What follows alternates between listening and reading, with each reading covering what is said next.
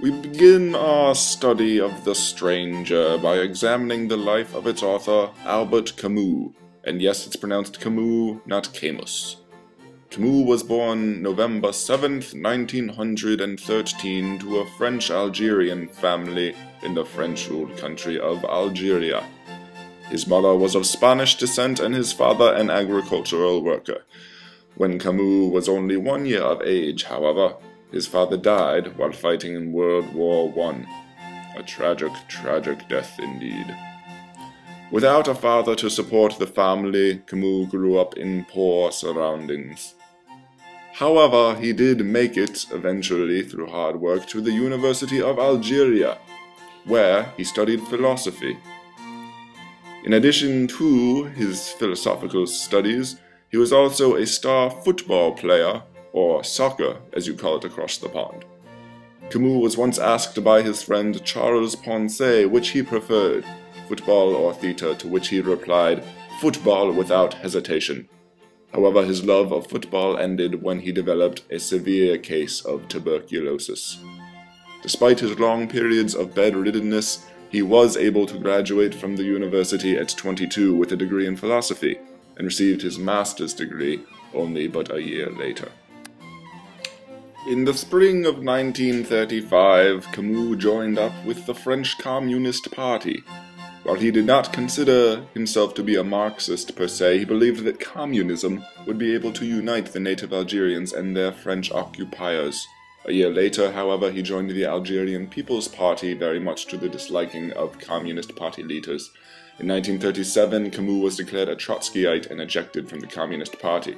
It was around this time that he began to write for newspapers and magazines, the first of which were anarchist publications. He wrote for such publications as Le Libertaire and Solidaridad Obrera, both pictured here.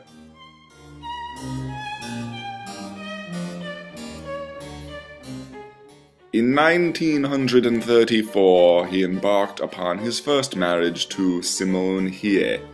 During this marriage, he began to write for socialist publications, such as the Alger Républicain.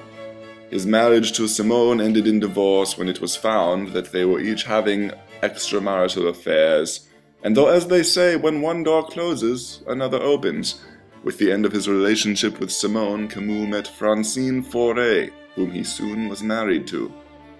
She was a mathematician and a pianist, and it was with her that he had his only children, twins, Catherine and Jean. Although he was legally married to Francine, Camus was opposed to the idea of marriage very publicly, and notoriously had many, many affairs.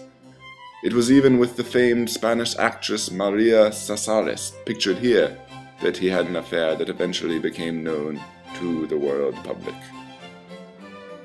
It was around this time that Camus began to write for the Paris Soir, one of the largest newspapers in Paris, and at the height of its popularity, the newspaper with the largest circulation in all of Europe.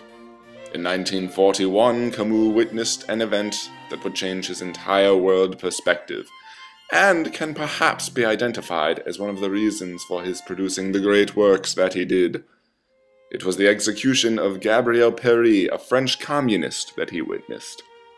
And in witnessing this harsh execution, according to Camus, it was crystallizing his revolt against the Germans. After witnessing the execution, Camus knew it was time for a change and moved to the French city of Bordeaux, along with the other writers of the Paris Soir. It was here that he penned his most famed novels, The Stranger, of which many of you are familiar, I'm sure, as well as his famed essay, The Myth of Sisyphus. After writing this novel and essay, Camus joined the French resistance group Combat, whose purpose was to fight the Nazi movement. Camus became the editor of their newspaper, seen here, and also was introduced to Jean-Paul Sartre, a philosopher and author with whom Camus would forever be associated. However, when Combat decided to become a commercial paper, Camus resigned and decided to focus on more humanitarian efforts. He was a big proponent of human rights, and was very against the death penalty and capital punishment, even authoring an essay on the subject. In 1957, Camus was awarded the Nobel Prize for Literature. He was the second youngest person to be awarded the prize after Rudyard Kipling, and the shortest-lived recipient of the prize, dying 3 years later in a car crash in 1960. Posthumously, Camus published 2 novels, one entitled A Happy Death, an aptly titled book indeed, and the other being The First Man, an autobiography of sorts, which was completed by Camus' daughter, Catherine. Camus' legacy is of an author, a philosopher, an absurdist. His novels, The Stranger, The Rebel, The Fall, The Plague, will be remembered for generations. He is often mentioned as an existentialist, talked about with his friend Jean-Paul Sartre, pictured here. However, he denied the term himself.